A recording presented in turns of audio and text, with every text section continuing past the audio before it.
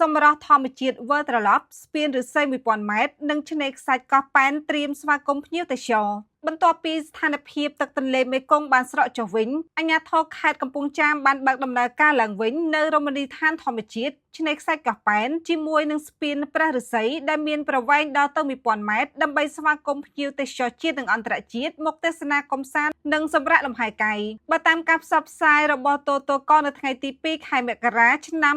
2026កន្លងទៅបានឲ្យដឹងថាការបើកដំណើរការឡើងវិញនេះគឺជាឱកាសមួយសម្រាប់ការលើកស្ទួយវិស័យទេសចរក្នុងខេត្តកំពង់ចាមជាពិសេសក្នុងរដូវប្រាំងដែលឆ្នេរខ្សាច់កោះប៉ែនបានបង្ហាញសម្រស់ធម្មជាតិដ៏ស្រស់ត្រកាលជាក់ស្ដែងនៅថ្ងៃទី1មករាឆ្នាំ2026